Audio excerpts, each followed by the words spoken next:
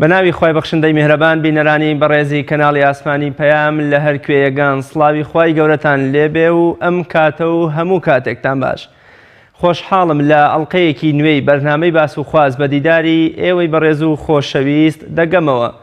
گرنگی قەناعەت لە ژیاندا تەوەری ئەمڕۆی بەرنامەی باس و خواز دەبێت. شاعیری خوداناسی کورد بێخودی ڕەحمەتی لەبارەی گرنگی و سوودی قەناعەتەوە دەفەرموێت: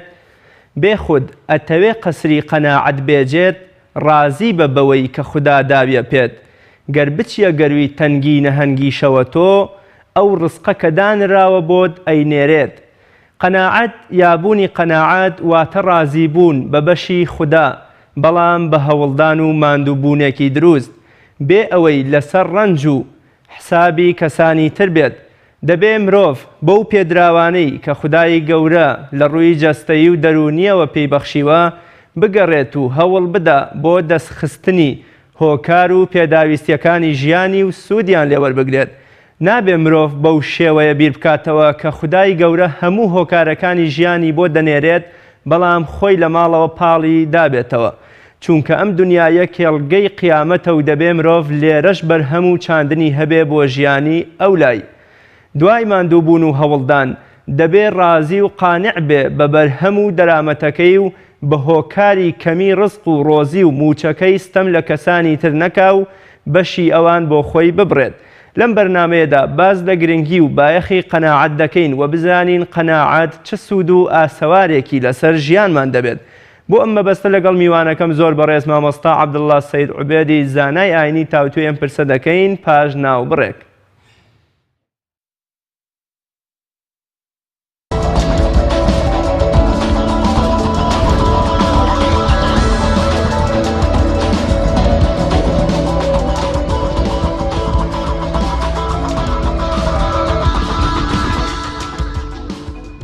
بینەرانی بەڕێز دووبارە سڵاو. مامۆستاگیان زۆر سپاس بۆ بەڕێزت لە ئامادەبوون لە بەرنامی باس و خواست و لەم تەوەرەیەدا. سپاس بۆ جەنابیشتان.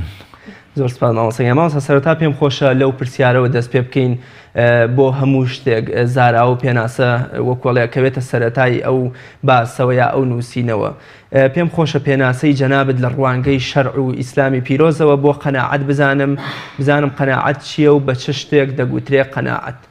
بسم الله الرحمن الرحيم الحمد لله والصلاة والسلام على رسول الله صلى الله تعالى عليه وآله وسلم. قناعت باسو خاصێکی لە بواری پەروەردەی ئیسلامیە فراوانی هەیە. قەناعەت واتە ڕەزابوون، ڕازی بوون بەو بەشەی کە خوای گەورە بەخشیوێتی بەو بەندانەی،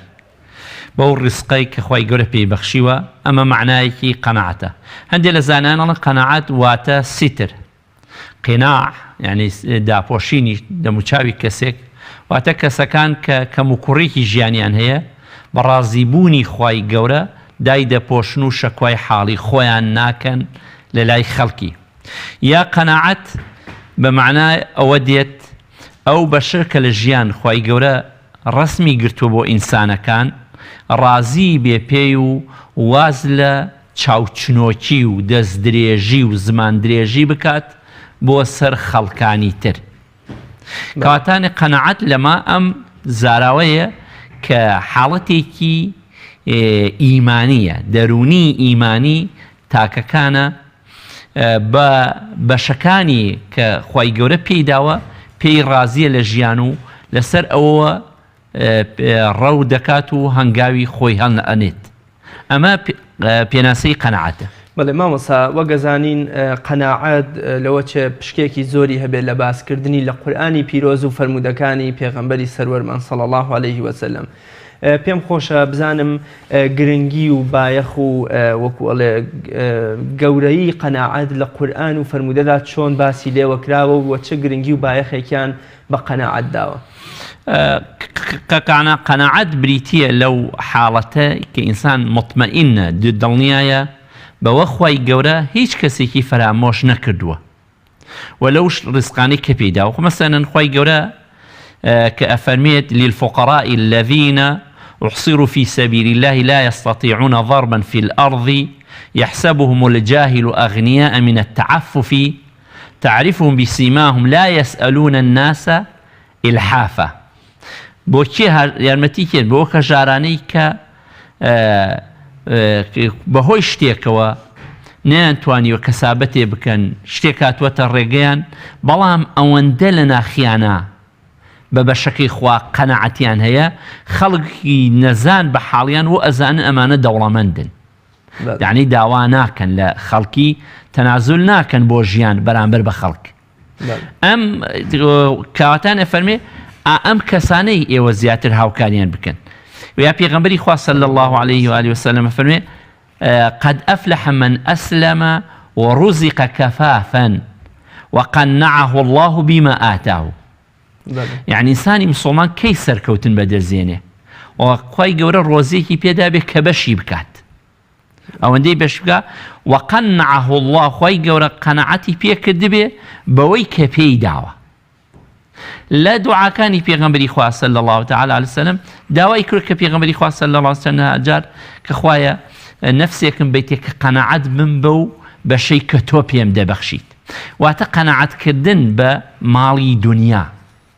بەو دنیا یەکێک قسەیەک لە حیاتی ئەصحابی پێغەمبەری خوا صلی الله علیه وسلم کە چەند پابەند بوون مەم قەنەعەتەوە قسەیەک گێڕێتەوە فەرمێ جارێکیان ئەنەسی کوڕی مالیکە فەرمێ حەزەتی سەلمان نەخۆش بوو ڕەزا و ڕەحمەتی خوای لێبێ حەزەتی سەعەد چوو سەری لێدا بینی ئەگریا فەرمی بۆچی ئەگریت خوای گەورە ئەو خوای گەورە نەیکردی بە هاوڕێی پێغەمبەری خوا صلی الله علیه وسلم ئەو خوای گەورە ئەوەی پێ نەکردی ئەوەی پێ نەکردی فەرمی بۆ هیچی بۆ ئەمانە ناگریم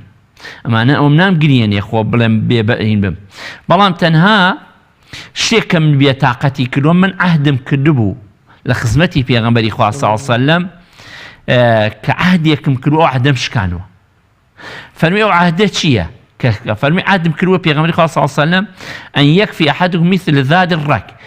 فەرمی عەهدم کردبوو کە ئەوەندەم ببێ لە ژیانی دنیا مثل الذات الراکبی یعنی کابرایەک سوار چەنێکی ڕێبوارێک کە چەنێکی پێ لە ڕێگە ئەڕوا ئەوەندەی هەبێ بەڵام ئیسێ من لەوە زیاترم هەیە ئەترسم خوای گەورە قەنەعەتم نەبوو بێ بە بەشەکەی خوا خوای گەورە قەنەعەتم پێ نەکرد بێت و ئەترسم خوای گەورە لەسەر ئەوە محاسبەم بکات بۆیە فەرمێ کاتێ حەزەتی سەلمان فارسی ڕەزا و ڕەحمەتی خوای لێبێ وفاتی کرد بەس بەشی نەفەقەی مناڵەکانی مابووە ئەڵێ 20 درهەمێک لە دوای بەجێ مابوو لە حیاتی ئەصحابی پێغەمبەر و لە حیاتی پێغەمبەری خوا صلی الله علیه وسلم ئەو قەنەعەتە بوو ڕۆژێ لە ڕۆژان نەمان بیستووە دوعایەکی پێغەمبەری خوا صلی الله علیه و آله وسلم یا ئەصحابی داوا بکە کە خوایە ماڵی زۆرم بیتێ پارەی زۆرم بیتێ ئەوم بیتێ ئەوم بیتێ بەڵکە حتا جاری وا بە پێغەمبەری خوا صلی الله علیه وسلم ڕۆژێکیان فەرمووی من و دنیا وەکو کەسێک وایە بڕوا بە ڕێگەیەکا و لە بن سێبەری دارێکا لا بدات چەندێک دڵی بە دنیا خۆشە ئەوەندە منیش دڵم بەم دنیاە خۆشە هەر ئەم قەناعەتە بوای کرد حیاتی پێغەمبەری خوا صلی الله علیه وسلم ئەو پێغەمبەری کە لە مەکە کەس احتیاج نەبوو بە کەس بەتایەتی لە دوای هاوسەرگیری بە خاتو خەدیجەی کوبرا ڕەزا و ڕەحمەتی خوای لێبێ بەڵام ئەو پێغەمبەرەی خوا لە مەدینە ئەوەندە قەناعەت بوو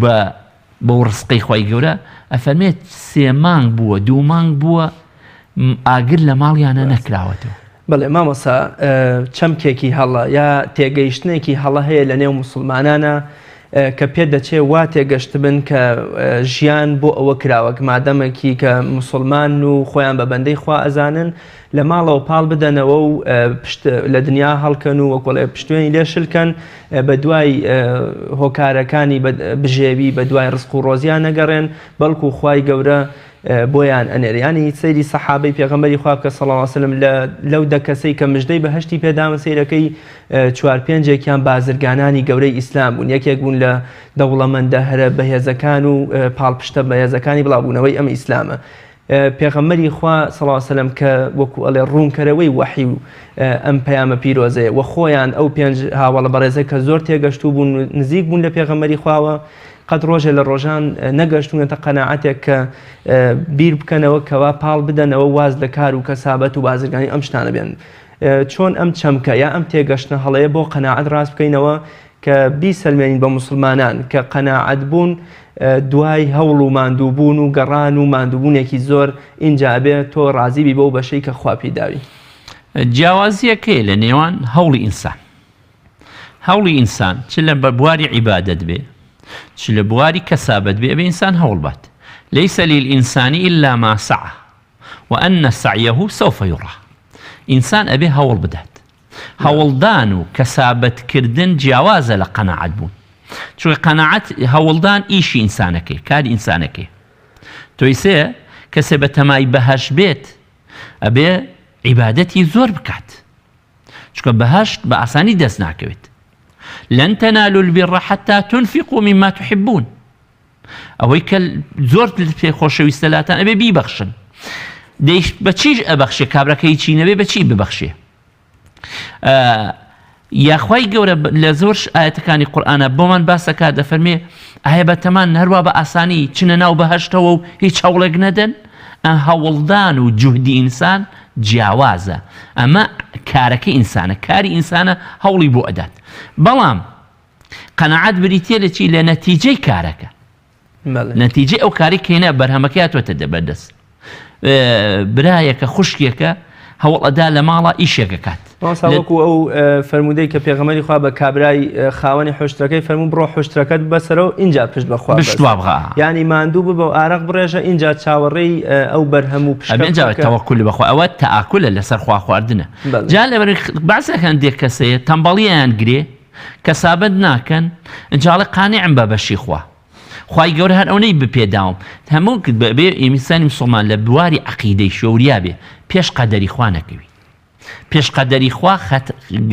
تاوانێکی هەڵەیە. من چوزانم خوای گەورە چی لە نسیب نووسیوم. ئەگەر ئەو کەسە کە بەیانی زوو نەچێتە دەرەوە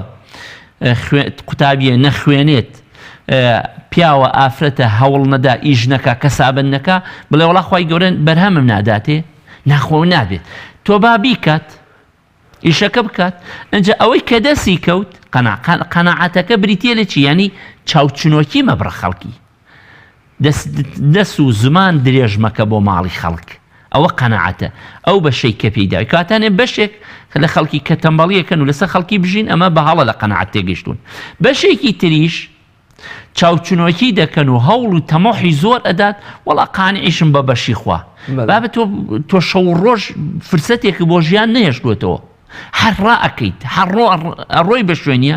ئەنجا قەناعەت مەدوش کە کام قەناعەتە. ئەگەر قەناعەت وایە ئەبێ کاتانێ ئینسان کاتەکانی خۆی بەشکات و ئەوەی کە خوای گەورە پێیاوە پێی ڕازی بوو ئەوە ئەبێتە قەناعەتێک. قەناعەت بریتیە لەوەی منەتی خەڵک هەڵنەگری. ڕاستە. ئەگەرنەوە ئەڵێن حاتەمی تاییان وتیان بە مەشهور بۆ حاتەمی تایی بە سەخی وتیان هەبووە لە تۆش سەخیتر و جوامێرتر؟ وتی بەڵێ. وتی ڕۆژێکیان من نزیکەی 40 سەر حیوان زیاتر بوو سرم بڕی بوو گۆشتێکی زۆر خەڵکێکی زۆر ئەشراف و خەڵک دەعوەتم کرابوون بۆ حاجەیەکم چوومە دەرەوە لە سەحرا بوو دیارە ئەو دەواننشین بووە بیم کابرایەکم بینی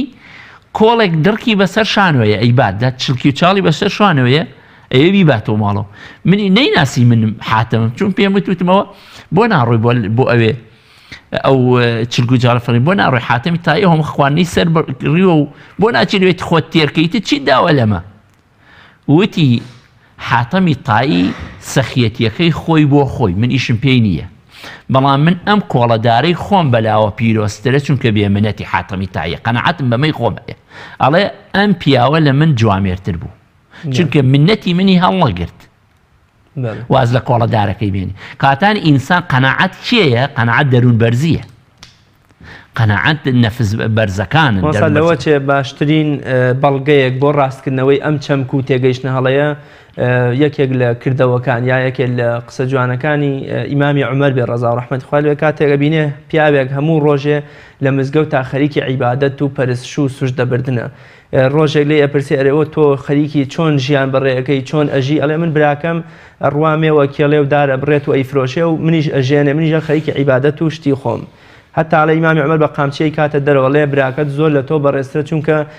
دنیا و قیامەتی پێکەوە گرێ داون ئایا ئەم هەوڵە یا ئەم کردەوەی ئیمامی عومەر ئەم تێگەیشتنە بۆ ئێمە ڕاز ناکاتەوە کە نابێ مسلمان تەنها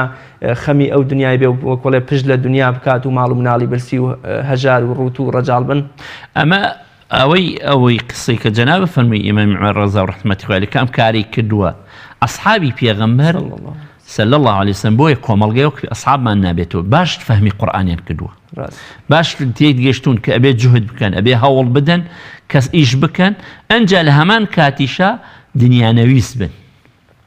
ئازایەتی مەداتی ئەوەیە کە قەنەعەت ئەوەیە ئینسان دنیا نەویس بێت و بەڵام هەوڵیشی بدات، جوهدێکی خۆی بکات، بەرهەم بەدەست بێنێت، بەڵام ڕازی بێت. ئەوەی کە بە تەمبەڵی دانیشێت و گوێنەدا بە ژیان و کەم تەرخەم بێت و بڵێ وەڵا کاک ناوێ خۆی تێک پشکێنێ، وەڵا بە ڕاکەم بۆ نوێژە جەماعەتەکەم، ڕاکەم بۆ قورئان خوێندنەکەم لە مناو مزگەوتە، ئەمانە بەڕاستی ئەوە چمکێکی حاڵەیە. ئیلا مەگەر ئەو کەسانە بن کە بە عیلمێک و مەشغوڵن، ئەوە شتێکی ترە بە زانستێکەوە کە کارێکی تر ناکەن و خۆیان تەفەڕۆغەکەن، ئەمە شتێکی ترە. کەواتە قەناعەتکردن واتە بەو بەرهەمەی کە خوا ئەو نەتیجەی کە خوای گەورە پێی بەخشیوە بەوەی زانێت کە خوای گەورە پێی بەخشیوە، خوای گەورە زیاتری لە هەیە، بەڵام ئەمەی کە بەم بەخشیوە ئەڵێ معلوم من شایستەی هەر ئەمەندەم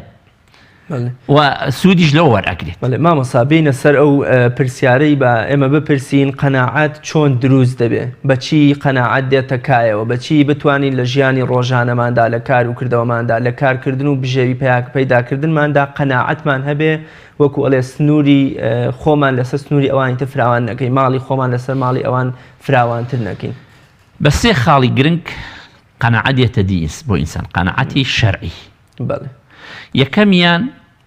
الرضا بما قسم الله لك، راضي بي بتقسيماتي خواي، وكو بيغمبري خواه صلى الله عليه وسلم فانظر إلى من أسفل منكم ولا تنظروا إلى من هو فوقكم. همو كاتك سيري لا خواري خودك لش ساخة بارنية سيركت ولش ساخة خلق نخوشة سبسرتو سامانة هي زيادة النهاية لتو كم تريشي هي. همو كاتك سەیری لای خواروی خۆمان بکەین، سەیری بۆ خواری خۆمان بڕوانین. ئەگە ئینسان بۆ خواری خۆی ڕوانی یعنی ئاساییە، بەڵام سەیری لا سەر و خۆ دائمە چاو بڕیە خەڵک بۆ سەر و ڕوانی، چاو بۆ تەماعی سەیری خەڵکی کرد، ئەمە قەناعەتەکە لە ئینسانە نار. کاتانە یەکەم شتێک ڕازی بی بەوەی کە خوای گەورە پێی بەخشێت، چونکە ئەم خوای گەورە ئەگەر ورد سیرکەی بە چاوی دڵ سیرکەی کەسی بێبەش نەکردووە، کامی ڤێلایەکی هەیە، ئاخر مۆدیری سیارەی هەیە، کامیشی سیرکە حەماڵیەکەکە لە بازار کرێکاریەکە، لەوانەیە ئەو خاوەن سەرۆت و سامانە ئەوە تواسێ بۆ کەسێک کە ئەو کرێکاریەکە، چونکە ئەو لەوانەیە نەتوانێت بلۆکێ بەرزۆکات. ئەڵێن زۆر جار بووە کەسێک خاوەنی زۆر نیعمەتی خوایی بووە، کرێکارێکی بینیوە نانێکی وشتیە خوات بە ماساوێکۆ و زۆر هەڵپاڵپەی خوا ئاواتی پێ خواستویان بۆتیتی وەخە من ناتوانم نان بخۆم، نەخۆشی شەکرەمە. ئەو بەس نیە ئەتوانێ ئەم بکە، من ناتوانم جسمم ناتوانێت بلۆکێ بەرزۆکەم، ناتوانم هەنگاوێ ببڕم، ئەبێ بە سواری ئەم تۆبیلەکە بچم بۆ جێگایەک. کاتاری خوای گەورە پارەی پێناوە لەشی ساخی پیاوە، لەشی ساخی پێ نەداوە مەسەن ئیمانی پێداوە کە ڕازی بە قەناعەتەکەی خوا، ڕازگۆی پیاوە، دەستپاکی پێداوە، ئەخلاقی جوانی پێداوە، ئەوانەیش هەموو ڕزقن. ئێمە خۆ ئێمە ڕێزق یعنی بەخت،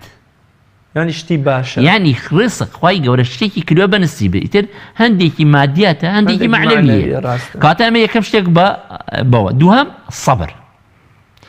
ژیان سەبرێ لەگەڵی نەبێ ئەخلیسکێنێ، ئەبێ سەبر بکەیت لە بەرامبەر، سەبر بێ لەبارەوەی کە تەمۆح نەبێت، چاو نەبڕیتە خەڵک، سەبر بێ لەوەی کەوە کاتێک کە بەلایەک توش ئەبێت خۆگر بێت تا خۆی گەورە بەڵاکە لەسەر لە ئەبات. ئینسان ئیبتەلا ئەبێ بە چەند شتێکۆ، یا بە بوون ئیبتەلا ئەبێ یا بە نەبوون. ئەگەر بە بوون بوو چی پێویستە؟ شکری ئەوێت، بوون بوو. ئەگەر نەبوون بوو سەبری ئەوێت. کاتانە سەبر وانەی سەبر گرتن و ئارام گرتن و پەلە نەکردن یەکێکە لەو وانانەی کە ڕێگە خۆش ئەکا بۆ ئینسان قەناعەت فێر بێ. دووهەم شت قصر الأمل الدنيوي بكم سيري دنياك الدنيا چییە؟ ئەو دنیا ئەگەر غەیری ئەوەی ئەی خۆیت و ئەی بۆشیت ئیتر ئەویتری چ شتێکی لایە؟ ئەگەر کەسێک قەنەعەتی نەبێ بڵێ بۆ فڵان کەس ئەو نەو ئەو نەی هەیە خۆ غەیری ئەو کە بەکاریێنێ هەر ژمارەی لایە فەقیرە. بە کەسێکیان وت ئەڵێ بە حەکیمێکیان وت ئینسان بە چەندێک ئەژی وتی بە 100 درەمێک یعنی وەزنی 100 شتێکی بەکەم باس وتیان جا ئەوە چی ئینسانی پێ بژی؟ وتی ئاخر ئەو نەبخۆ کە تۆی لەسەر بژیت بڕۆیت لەوە زیاتر خوا دەبێت تۆ هەڵگری ئەو بیت. ئینسان تا کەم خۆری بکات مەسەن لە ژیانیا جستێکی لاش کە زۆر خۆری خوارد ئەنجا ئەو کاتە ئەو هەڵگری هەموو غەمەکەیەتی کاتانێ ئەمە جیاوازیەکە لە بینی دوو کەسە زۆر کۆ کردەوە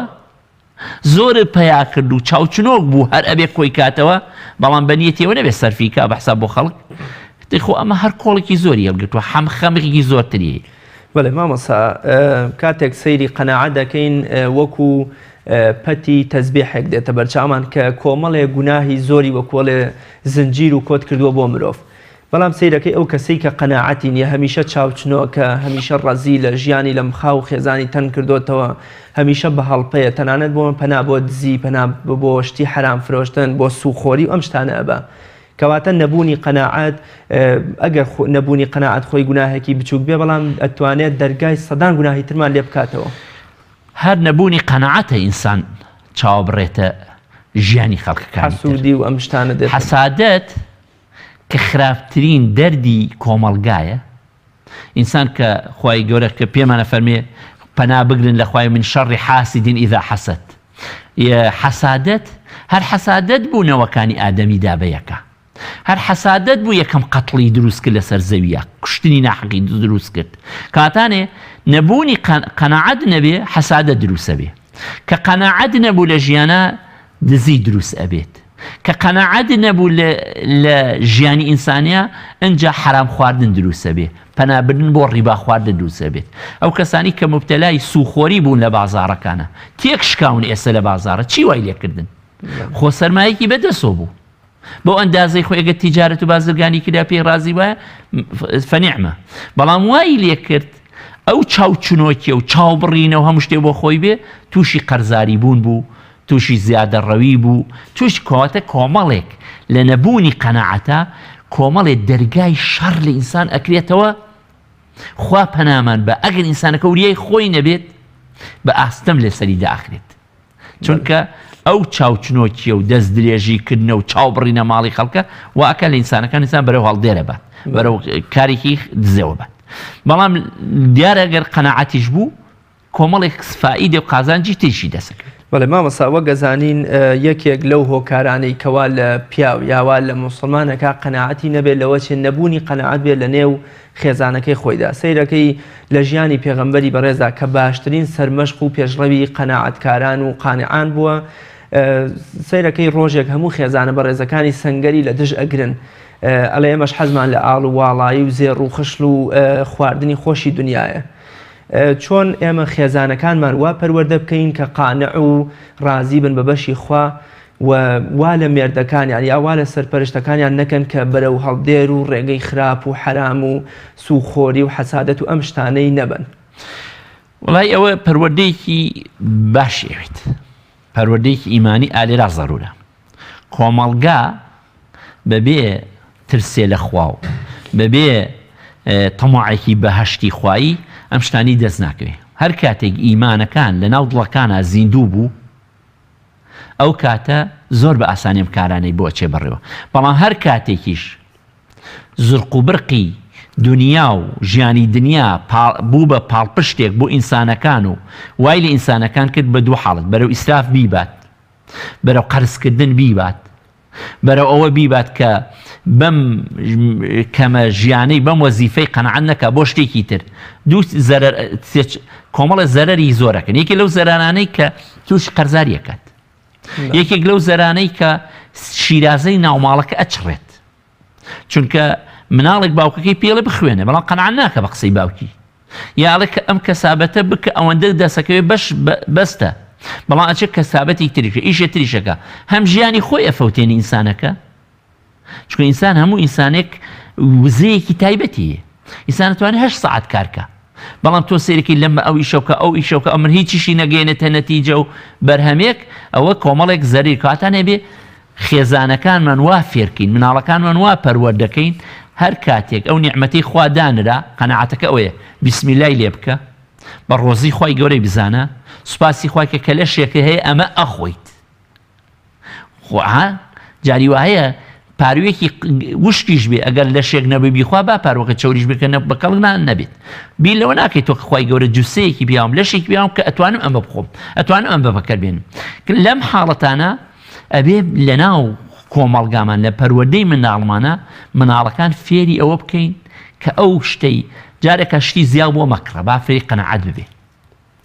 قاتێکی بۆ کڕیوە مەیکە بە دوو قاتی بکە کراسێکی بۆ مەکە بە سێ کراس مناڵ وا فێرکەی ئێسەیەکێک دەردی کۆمەڵگای ئێمە ئەبێ کاتێکە گەنجەکان هاوسەریەکەن ماڵی کامڵی هەبێ کامڵ تەواو ئەخەمە زۆر خەتەرە ئافرەتێکە چێتە ناو ماڵی پیاوەکەی و هەموو شتێکی تیابێت زۆر جیاوازە لەو ئافرەتە لەو ژنەی کە بێ بە هاوسەری کەسێک و بیرەکەن و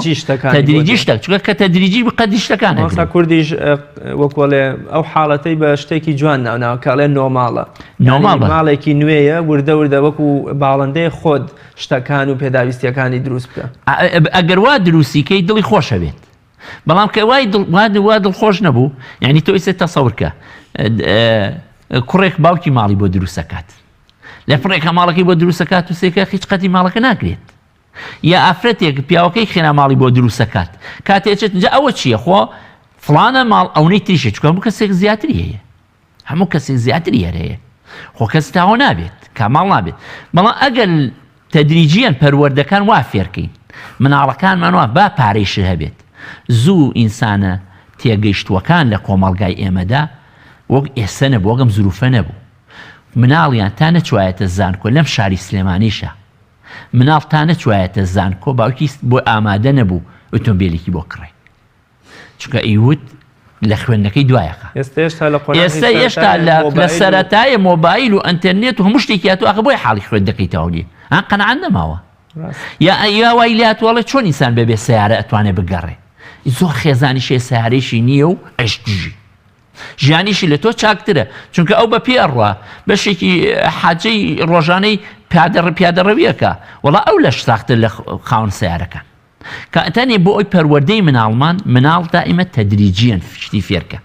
کاتێک کە پێی ئەدەی بڵێ ئەم شتە بێ ڕێزی لێ بگری بە ئاسان پێیان نەبووە ئەنجا تا دەست پێوە گرتنێک ببێ باو قازانجەکەی لەمەوە کۆمەڵێ سوودی قەنەعەت و قازانجی هەیە قازانجێکی قیامەتی قازانجێکی دنیای ماسە ئیشەڵا دوایی باز لە سوودەکانی یا بەرهەم و کەڵکەکانی قەناعەت دەکەین مامەسا ئایا قەناعەتکردن تەنها بۆ بواری سەروەت و سامان و ماڵ و پلە و پایە و نازان پارە و ئەم شتانەیە یانە بۆ منە سەیرەکەی ئەگەر پیاوێک وەزعێکی باشیە بێ بەڵام هەر خەریک بێ و هەر خۆی ماندووکە خزم و خوێژ یا خێزانەکەی لۆمەیەکە بەڵام سەیرەکەی کەسێک تەمەنیشی 70 ساڵ هەر هێشتا بە دوای عیلم و زانست و شەهادە و دکتۆرە ئەم شتانە یا هەر خەریکی عیبادەت و عمرە و ئەم شتانەی بەڵام کەس دۆمەی ناکە ئایا قەناعەت تەنها بۆ ئەوەیە کە لە بواری دنیا و شتی مادیاتە بێ یام شتەکانی تریژ ئەبێ قەناعەتمان هەبێت یانە قەناعەت بریتیە لە پاراستنی کەسایەتی ئینسان کەسیەتی ئینسان پارێز شخصیەتی ئینسان ئابڕوو ئینسان پارێزێ ئەڵێ حەکیمەکان و تویانە ئەگەر ئاوی حیات ئاوی ژیان بفرۆشن کە ئینسان قەت نەبرێت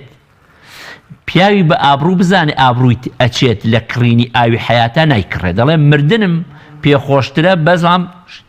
ئابڕووم بمێنێت شتێک هەیە کە کەسایەتی ئینسانە شخصیەتی ئینسانەکەی عیزەتی ئینسانەکەیە لە ئینسانەکە بمێنێت ئەوە گرنگتر لە هەموو سەروت و سامانەکان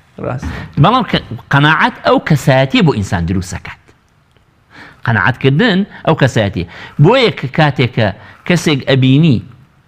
قەناعەتی نییە بەوەی کە ئەمڕۆ یارمەتی کەسێکی یاوە بەیانیش یارمەتیەکی ترا بەیانی یاکتر ئەم منافەسەیە وفي ذلك فليتنافس المتنافسون بۆ قیامەتە ئەمە پێی ناڵێن نەبوونی قەناعەت قەناعەت بەنیانی هەوڵ ئەمە جوهدە بەڵام ئەم جوهدەی ئەو مەسە کەسێ بۆ عیلم هەوڵەدا قەناعەت ناکە بەوەی کە زانستێکی کەمی هەبێ زیانستی زیاتری هەبێ قەناعەت ناکە بەوەی کە نوێژێکی کەمی هەبێ زیاتری هەبێ سەڵاوەتێ زیاتر بدا ئەستەغفیرڵڵاه زیاتر بکات بۆ قیامەتی خۆی هەوڵ ئەدات و جوهد ئەکات ئەمە لەبەر سەیرەکەی ئەم ئینسانانە دائیمە ئابڕوویان پارێزراوە شخصیەتێکی بەرزیان هەیە چونکە بۆ نەفعیان بۆ غەیری خۆیان ئەبێ ماسەکەواتە قەناعەت پێمان ئەڵێ بەرەو ئامانجەکانت بڕۆ بەڵام وەکوڵی خەڵکی تر پێشێل مەکە خەڵکی تر سەرپان مەکەرەوە سنووری ئەوان مەبەزێنە بۆ وەکو ماکیاڤیلی ئەڵێ بۆ گەیشتن بە ئامانج هەموو شێوازێکی کارڕەوایە لە قەناعەتە ئەم یاسایە ئەم بیردۆزی فەیلسوفە شەڕخوازەی ئەوروپامان بۆ بەدرۆ خاتەوە کە بۆ گەیشتن بە ئامانج هەموو شێوازێکی کار مەرج نییە ڕەوا بێ ئەوە لای سیاسیەکان هەموو هەوڵە دەوەدەن جاکە سیاسیەکانیش سیاسیەکان جیاوازن لە ئەگەل خاوەن ئەخلاقەکان ئەخلاق بەرزەکان دائیمە بیر لە شتێک ئەکەنەوە کە کەسایەتیەکەی خۆیان بپارێزن لەبەرەوەی ئەمە جیاوازە تۆ بڵێ مەهیم ئەوەیە من بمەم بە سەروت خاوەنی سەروت و سامان ئیتر بە حەڵاڵ بێ بە حەرام بێ بەڵام کاتێک سەیرەکە بە حەرام پێی ئەگات پێشێلی مافی ئینسانی کردووە ستەمی لە خەڵک کردووە شتێ شایستە نەبووە بە زۆر بە خۆی چڕیوە بە حەرام بۆ خۆی چڕیوە خۆی بۆ خۆی دەرونی ئینسان ئەسڵە ئینسانەکان دەرونێکی پاکیان هەیە با پێیشی بگا بەڵام هەر لە عەذابایە هەر لە سزایە بەڵێ مامۆستا لەوە چێ زۆر جار پیاوێکی فەقیر و هەژار و نەبوو ئاوات بخوازە بڵێ ئەگەر بەقەد فلانە کەسی خزمم یا بەقە فلانە کەس لە ماڵی دنیا لە سەیارە لە ئۆتۆمێل لە خان و ئەم شتانە هەبووە ئیدی تر هیچ پێویستیەکم نەبوو و هیچ هەوڵێکی ترم نەئەدا لەوە چێ هەر خۆشی بگاتە و ئاستە هەر خاوەنی قەناعەت نەبێ هەر هەوڵ بدا سەرەکەی پێغەمبەری خوا سەڵڵاهو عەلەیهی وسەلەم فەرمێ ئەگە پڕ بە دۆڵێ ئاڵتون بدەیتە مرۆڤ داوای دۆڵێکی ترەکە مەگەر تەنها خۆڵ گەدەی مرۆڤ تێر بکە من ئەپرسم هۆکارەکانی نەبوونی قەناعەت ئەم پیاوە فەقیرەی کە ئاوات بە خزمەکەی خوازێ بەڵام هەر خۆشی ئەگاتە ئەم ئاست و پلەیە دواییش هەر قەناعەتی نییە و هەر چاوچنەوەکە وەر هەوڵیە دات وەرشتی حەرام کۆکاتەوە هۆکاری چیە کە مرۆڤ قەناعەتی نییە یەکەم هۆکاریان نەزانینە تیار کەسێ لە ژیانی دنیا تێنەگەی وەزانێت دنیا هەر ئەمێنێتەوە ئەمە نەزانینە بەتایەتی پیر بێ و گەنج بێ وەزانێ هەر لەم دنیا ئەبێ بمێنێتەوە ئەمە یەک دووهەم وەزانێ هەر ئەبێ ئەو بشی نابێ خەڵکی تر بژی ئەمە کەسێکە دوو کەسمان کەسێکمان هەیە نەزانە داماوە وەزانێ ژیان ئەگەر مادە نەبوو هیچ نییە معنەویات هیچ شتێکی ئەوتۆ نییە قیمەتی نییە ئەمە نەزان و داماوەکان قیسمێکی تریشیان هەیە ئەو کەسانن کە خۆویستەکانن ئەنانیەکانن بەس خۆپەرستن بەس خۆی ئەوێت جاوەرت و تەسەور کە ئینسان بەس خۆی بوێ بۆی قەناعەت کە قەناعەتی نەبووە خۆی ئەوێت ئەڵێ بەس من بژیم ئیتر خەڵکی تر با بمرێ کوردی ژەڵێ خۆم بۆ خۆم لە ئیتۆژ ئەخۆم ئەمانە کەسانێکی یا لە کوریا پێڵن یا چاوچنۆک یا خۆپەرست یا کەسانێکی تر هەن بڕوایان هەر بە ژیانی ئەم دنیا هەیە بڕوایان بە ژیانێکی تری دنیای تر نییە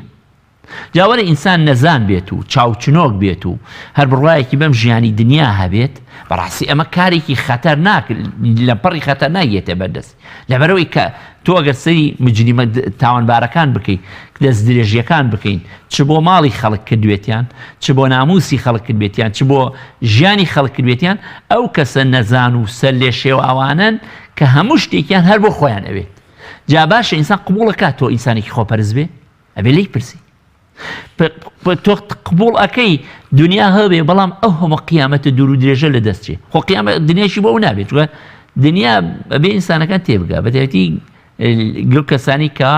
ئەو شێوازە تموحەوەیان هەیە پیر بوو کۆمەڵی دنیای لێ سێنراوەتەوە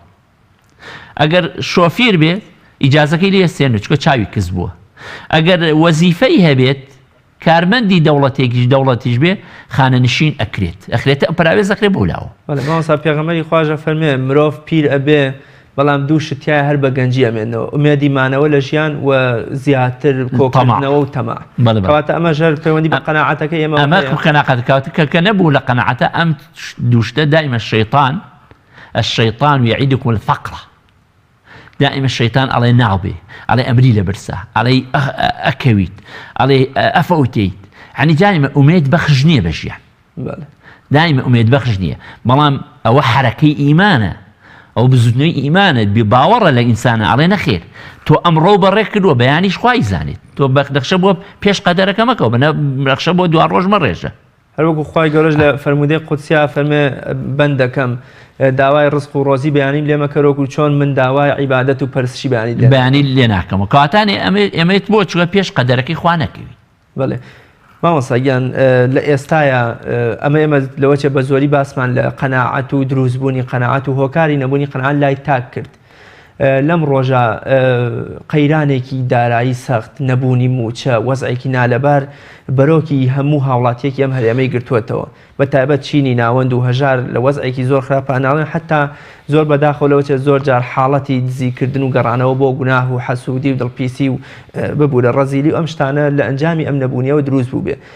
لەم ڕۆژە بۆ کۆمەڵگە بۆ میلەت چۆن قەناعەت لە خۆمانە دروست بکەینەوە و ڕازی بین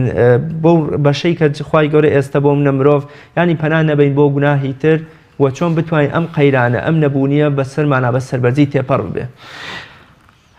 لە هەر کارێک هەر شتێک کە خوای گەورە نەیدا بە ئینسانەکان دوو حاڵەتە ئەگەر حاڵەتی ستەمی لێ بکرێت مافێکی خۆیەتی و نایدەنێ ئیتر هەر کەسێکەیە نایداتێ مافەکەی نادەنێ و نەیدرێتێ بەقەدەر هەر سەعاتی و دەقیقەیە بڕۆ ئەم ئەجری دەسەکەوێ ئەویش تاوانبارە بێت کاتانێ لە فائیدەی قەناعەتە لێرە پێویستمان بە قەناعەتێکەیە قەناعەت بەو معنە نە بەرامبەر بەستەمکاران دابنیشە بڵێت لە تۆ پیرۆز بێت من نامەوێت ئەمە گێمژەییە ئەمە گێلیە ئەوە ئینسانە دواکەوتوەکانە ئینسانی وریە ئەبێ ئاگادار بێت بزانێت چی مافی خۆیەتی داوای مافقی خۆی کە واجباتی خۆشی هەبێت ئەوە نەخێت بابی قەناعەت بێ وەڵام من قەناعەتم هەیە بە سێ مانگ جارێ موچەیەکمە بەڵام دەنگم لا بێ لێەوە بێت نابێ ڕەخنە بگرم نابێ لەجێ بەڵام ئەمە شتێکی جیاوازە داوای مافکردن ئەمە شتێکی جیاوازە ڕێگەیەکە بەڵام دەستبردن بۆ خوا نەکەردە دزی و ماڵی حرام خواردن و ئەمانە بە مبەڕیری ئەوەی کەوا وەڵا قەیرانە بابیکەم یا باتقەی چێکە منش قەرز لە فڵان کەس کۆ نەیدەمەوە ئەمە بکەی بە مبەڕیرێک و درۆ و دەلەسەیەک بکەی ئەمە شتێکی تر ئەمە تاوانێکە بۆ خۆی کاتە ئێمە لێرا پێمەە ئەمە گەگەڕێنەوە بۆ خۆمان بۆ ئینسانەکان ئەو کەسێک کە لەم زەمەنە مصیبەتێکی توش بووە خۆ لە کاتێکی لەکە پێش قەیرانەکەش کۆمەڵی خەڵکەرە بوون لە معانادا کۆمەڵ خەڵکە نەخۆشە بوو کۆمەڵی هەرە بوو قەرزار کۆمەڵێک هەر هەبوو لە دواوە بوو ژیان خۆ تۆ بڵێ ژیان لە هیچ وڵاتێک 100% نییە بۆ ئینسانەکان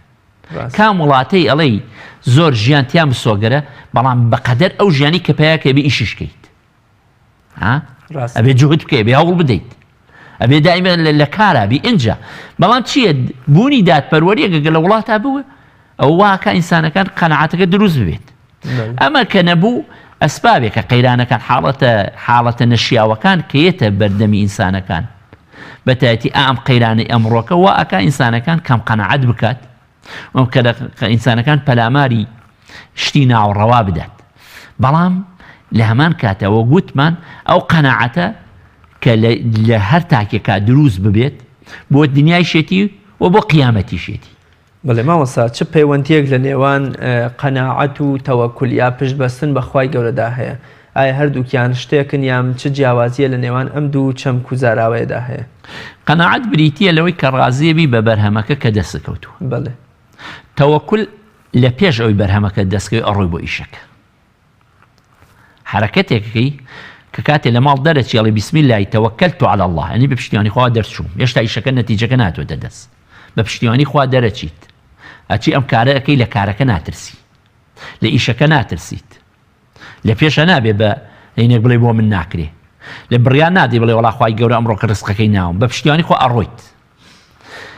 ئەمەی کە ئەڕۆی تۆ بەردەوام ئەڕۆی لەسەری بە پشتیوانی خوا تەوەکولێ بە خوای گەورە هەیە خوا پشتیوانتە یعنی ئەمە لە ئەسنائی چیایە لە کاتی ئیشەکە هەیە حرەکەکە هەیە بەڵام کاتی ئیشەکە تەواو بوو مەسەن بۆ ئێوارە نەتیجەی بەرهەمی ئیشەکە دەسەکەوێت سیرکێ بەرهەم ئیشەکە کە دەستکەوتووە ئەوەی تۆ تەسەوەر کردووە بڵێ کەسێک تەسەوەری کردویتی بەرهەمی ئەمڕۆکەم ئەبێ 50,000 دینار بێ، بەڵام سیرێکە بەرهەمەکەی 20,000 دینارە. ئالەو 20,000 دینارە قەنەعەتی پێی هەیە، ئەڵێ الحەمدولیللا، چونکە ئەمڕۆکە تووشی موسیبەتێکیش نەبوو، 20%کەشم لێت بڕوە کە ئەمە بە نسیب نەبوو، دیارە شتێکی ڕۆژێتر بە نسیب ببێ، کاتە قەنەعەتەکە بۆچیە؟ بۆ نەتیجە و بەرهەمی کارەکەیە. ئەتوانین بە قەناعەتەکەشمان گەورەترین شکرانە بژێت بین بەرامبەر بەخوای گەورە و نیعمەتەکان. کە قەناعەتەکە دەستکەوت دوو حاڵەتە، ئەگەر دەستکەوت نیعمەتەکە سوپاسی خوای گەورەکەی لە قەناعەتەکە، ئەگەر دەست نەکەوت قەناعەتەکەەوە سەبر گرتووە. کەواتانێ عەجەبەن لأمر المؤمن إن الأمر كله له خير. وپێغەمبەری خوا صلی الله علیه و سلم کاری مسلمانمی خێرە، تووشی خۆشیە بێ سوپاسگوزارە، تووشی ناخۆشیە بێ خۆگرە، کەواتانێ هەردووکیان هەر بەرهەمی چاکی دەسەکرد. بەڵێ مامۆستا، ئێمە هەر جارێکە باز لە هەر چەمک و زاراوە یام ئەحکام و پەرستشێکی ئیسلامی ئەەکەین، سەیرەکەین بۆ ژیانی دنیای مسلمانان و بۆ ئاخیرەتیان سوودی هەیە. ئەم شتە ئەگەر فەرمانێکی خوای بێت، ئەگەر ئەم فەرمانە شکێنرا یام بۆ منە مسلمانان ئەنجامیان نەدا، ئەگەر هی ئەوە بوو شتێکی باش بوو، ئەوە کۆمەڵێ زیان و مەترسیشیە. من سەرەتا پێم خۆشە سوودە دنیای و قیامەتیەکانی قەناعەت لە ژیانی ڕۆژانەمان و سوودەکانی بۆ قیامەت بزانین، دوای ژێنە سەر مەترسیەکان یا زیانەکانی نەبوونی قەناعەت. یەکێک دوو قازانج دەست ئەکەوێت لە قەناعەت. قازانجێکی بەبێ ئەوەی ئێمە مینەتێکین بەسەر خوای خۆمانە بڵێن وەڵا قەناعەتمان هەیە خوایە، ئەنی یەکێک لە عیبادەتەکانم قەناعەتە، بەڵام پێش هەموو شتێک قەناعەت بوو قەناعەت ئینسان بەرزەکاتەوە، قەناعەت ئینسان عیزەت بە ئینسان بەدادات، چونکە کە قەناعەتی هەبوو تەنەزول ناکە بۆ خەڵک، نە بۆ گوناه تەنەزول ئەکات بیکات، نە بۆ خەڵکیش تەنەزول ئەکا خۆی کا بە بەندەی خەڵک. دایمە ئینسانی قانع، ئینسانی عیزەت بەرز، نەفس بەرزە، قەناعەتی بەوەی هەیە کە پێڵاوە دراوێکی خۆی لە پێکات، بەڵام منەتێکی هەڵناگرێت جوتە پێڵاوی وەکڕێ. کاتام ئینسانە ئینسان چین بەرزن. ئەمە یەکێکتر هە لە قازانجی دنیاوی ئەو کەسەی کە قەناعەتی هەیە بەو بەشەی کە خوای گەورە پێی داوە، وای لێ ئەکات کەسێک کە هەوڵ ئەدات، بەڵام هەوڵەکەی لە ڕێگەی مەشروع هەوڵەدا، لە ڕێگەی ئیجازە بخۆی نە لە نامەشروع هەوڵ بدە، کاتان ئەمە دەروونێکی ئارامی ئەدێت، دەروونێکی نەخۆشی نییە، دەروونێکی ئارامە، دەروونێکی بەرزە، دەروونێکە خۆی بەخۆی لەوانەیە نەزانێت، بەڵام لە دوور و خەڵکی زۆر بە گەورە سەیریەکەن، کە کاتێکیش بمرێ خەڵک زۆر وەسی جوانی ئەەکەن. ئەمە کە بەو کاری پێی ڕازی بووە، ئەو کاری باکی بروت بەڕێوە. ئەمە یەکێت. لەلایەکی تژە کەسێک کە قەناعەتی لە کەسابەتە، وەکو عەرەب بەڵێ سەبر سەناعی وەلبەخت ضایع، حەو پیشەی هەیە و بەختیشی و نەیانی چی، ینی لەسەر پیشەیە نامێنێتەوە. کەسێک پیشەیەکی گرتووەتە دەست یەک ئیشەکات، بەردەوامی گیشەکە گوێ بە مەوسیمی وایە قازانج ناکە، مەوسیمی بەڵام بەردەوامە ڕوا لەگەڵی دەی کاتێزان ئەو پیشەیە ئەبێ بە میهنەیەکی چاک بۆی و قاڵ ئەبێتیایە و خەڵکی باش ئەیناسن و بەرهەمێکی باش ئەمێ، بەڵام لە ئەوڵۆ ڕازی بۆ بەکاتە گۆڕینی ئەم هەموو ئیش و کارە و ڕازی نەبوونی قەناعەتەکەیە قەناعەت ناکە. لێرە و پارە قەرزەکارەوە بۆ ئەوروپا، لە ئەوروپا ڕازی نابێتەوە بۆ ئێرە، لێرەوە ڕوات ها کۆمەڵێکمان هەیە تاوەکو وای لێ ئاوێکە ئەخنکێ یەک ماڵی مناڵی ڕەجاڵ کردووە، بەڵام ئەگەر سەرەتاوە قەناعەتەکەی ببوایە بە کارەکەی خۆی نەگەی بەوە، کاتە ئەم کەسە ثەباتە پێدە، یعنی بەردەوامی لە ژیان، بەردەوامی لە ژیان حاڵەتی لێ ناگۆڕی، ئەزانی چی ئیشەکەیت. ئەمە زۆر مهمە لە نەحی دەرونی ئینگلیسانەکان سیرکەی پلەیەکی گەورەی هەیە. ئەمار بۆ دنیا ئەم کۆمەڵ قازانجەمە دەستگێ و بۆ قیامەتیش ئەو کەسێک کە قەناعەتی هەیە و قەناعەتەکەی لە ناخی لە ئیمان و هاتووە، لەبەر خوا قەناعەتی هەیە، چونکە هەموو کردەوەیەکی ئیمانی بێ نیەتی لەبەر خوا بێ، لەبەر خوا قەناعەتی ئەوەیە شتێکە کە قازانجی قیامەتی دەسەکەوێت، چونکە بە هەر ئەندازێ هەر عەبدێک خوای گەورە کەمی پێدا بێ کەمیش محاسەبە ئەکرێ، کە کەمیش محاسەبە کرا لە قیامەتە و ڕۆژە لە ڕۆژان نەبوونی چەشت بێ، خوای گەورە تەعویزی بۆ کاتەوە بەوە، بۆ شتە تەعویزی قیامەتی بۆ کاتەوە. ئەمە یەک. و هەروەها یەکێکی تر لەوەی کە لە بەهۆی قەناعەتەکەەوە کە دەستی ئەکەوێت ئەم کەسە فێری سەبرەکات جا هەیە لە سەبر گەورەتر إنما يوفى الصابرون أجرهم بغير حساب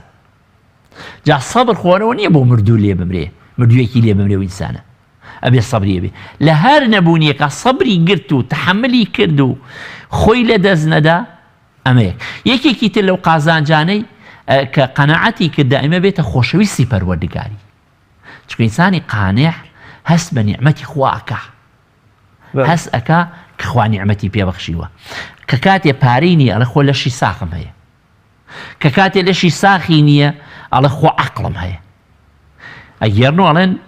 پیاوێک ببوو تووشی نەخۆشیەکی زۆر خەتەرناک ببوو نەخۆشیەکە نەخۆشی زمانی زوو بوو دووریان نەخستەوە بینیان کابرا ئەی خوا زۆر سوپاس بۆ تۆ مەمنونم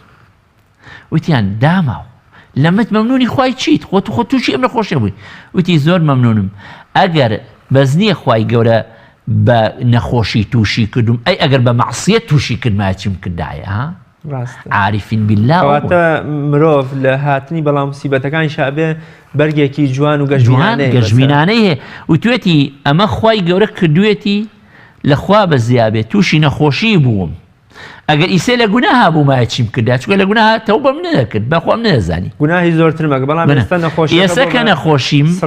سەبر ئەەکەم ئەزانم ئەجرم هەیە لە موسیبەتەکان لەمە ئەجرم هەیە لە موسیبەتە ئینسان ئەجری هەیە ئەی لە مەعسیەتە عذابی هەیە مامۆستا پێچەوانەی ئەم سوود و بەرهەمانەی قەناعەت ئایا پێچەوانەی بکەینەوە مەترسیەکانی یان مەترسیەکانی جیاوازترن لە سوودەکانی یعنی بۆ نمونە ئێمە ئەو زیانانەی کە بەهۆی نەبوونی قەناعەتەوە دەستمانەکەون کامان بۆی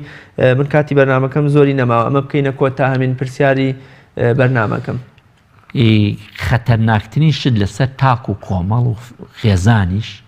هەر خێزانێ هەر تاکی هەر کۆمەڵگایە قەناعەتی نەبوو دائما زیان بەخۆی ئەگەێنێت دائما زیان بەخۆی ئەگەێنێت قەناعەت بەو معنایی کە بە بەرهەمەکەی خۆی قەناعەتی نەکرد کۆمەڵی زیان یەکی لەو زیانانەی تووشی حەسادەتە بێت جا لە حەسادەت خراپتر هەیە وڵاتی خەڵک داگیرەکەوتی خەڵک بڵێ چاوچنۆکی و قەناعەتی نەکردەوە وڵاتی خەڵک داگیرەکەت یەکێکی لەوانە پەلاماری ماڵی خەڵکی ئەدات ئەڵێ بۆ فڵان کەسەیەتی بۆ من نەبێت ئیتربی لەوە ناکەتەوە کاکە وەکو ئەو ماڵی هەیە کی ئەڵێ من شایستە ئەو ماڵە ئەبم وەکو ئەو ئەتوانم سەرفی بکەم ئیلا لە یەک حاڵەتە و حەسادەتە ئەویش پێڵن غیبتە ئاوات خواستن کە تۆ لە دوو شتایە فەرمێ کەسێک خوای گەورە پێغەمبەری خوا صلی الله علیه و سلم لا حەسەدە ئیلا فی اثنتین لە دوو شتانە بێ رجل آتاه الله مالا کەسێک خوای گەورە ماڵی پێبەخشیوە ئاوات خواست بڵێ خۆزگا منیش بەقەدەر ئەو ماڵم ببوایە و لە پێناو خوا سەرفم کردایە یا کەسی عیلمیە بێڵ خۆزگا منیش وەکو عیلمم ببوایە و بە خەڵکم بگەیاندایە کەواتانی ئەمە یەکێک لە نەبوونی قەناعەت دەرگای حەسادەتمان لێ کاتەوە یەکێک لە نەبوونی قەناعەت چاوچنۆکیە تەماعی زۆر هەوڵ ئەدا ئێستا زوی وایە کاسبیەکە لە بازاڕە ئەوێ ئەم کەسابەتە بۆ خۆی بێ ئەو کەسابەتیش بۆ خۆی بێ ئەو کەسابەتیش بۆ خۆی بێ قەناعەتی نییە بێ ئیش ئەمە هەر خۆی ماندوو کردووە شەو ڕۆژە بێ ماندووە تا ئەمرێت تا جەڵدەیەک لێدا تاوەکو ئەدبینی بە کۆڵی قەرزە و ئیفلاسەکات بەڵام ئەگەر قەناعەتەکەی بوو ئەوە نەکات نەبوونی قەناعەتیشە کە کابرا هەوڵەدا خوشک و براکانی لە میراتێک کە هی خۆی نییە باوی باوکێتی و بەجێماوە بێ بەشیان بکە بە ڕازی نییە بۆ کە خۆ کەمی بۆ بەجێماوەڵێ ئەبێ زیاتر بۆ بەژی ئەوکانی تریش بۆ خۆم بێتانی یا مەسەن نەبوونی قەناعەتە ئێستا لە کوردستانی ئێمە هەموو کێڵگەیەکی هەیە بەڵام بە دەوری کێڵگەیەکۆ لە وەڕگەیەکی لە وەرگەکەش داگیر کراون ئەزانی تەلبەن کراوەمە خۆی منە کڕاوە مەڵکی ئەویش نییە چکە ئەرازی زەراعی تا تەماچی کردووە وای لێ هاتووە لە بەعزدەیەک ئەچی لەم کوردستانی خۆمانە بە حاڵ جێگەی ڕێڕەوەیەکی سیارەیان هێشتووەتەوە ئەمە چی وەڵا ئەوەڵێت منە بێ بەشی خۆم زۆر بێ ژەڵێ بەشی خۆم زۆر بێت یا مەسەن پانتاییەکی زۆری داگیر کردووە بۆ خۆی بۆ مستەقبەلی کوڕی خۆی ماسەیان زۆر باشە زۆر سپاس دەکەم نەبوونی قەناعەت ژیان و دنیا لە وەکۆڵی خەڵک بە کورد دەڵێ ئەکاتە چەرمەچۆلەکە مامۆستا من زۆر سپاسی بەڕێز دەکەم سپاس بۆ وتە بە نرخەکانە خی گەورەش قەناعەتمان پێ ببەخشێ ئینشاءالله زۆر سپاس دەکەم بینەرانی بەڕێز لێرەشدا هاتینە کۆتایی ئەڵقەی ئەمڕۆمان تا بە یەگەیشتنەوەیەکی تر بەخوای گەورە و میهرەبانتان ئەسپێرم خواتان لەگەڵ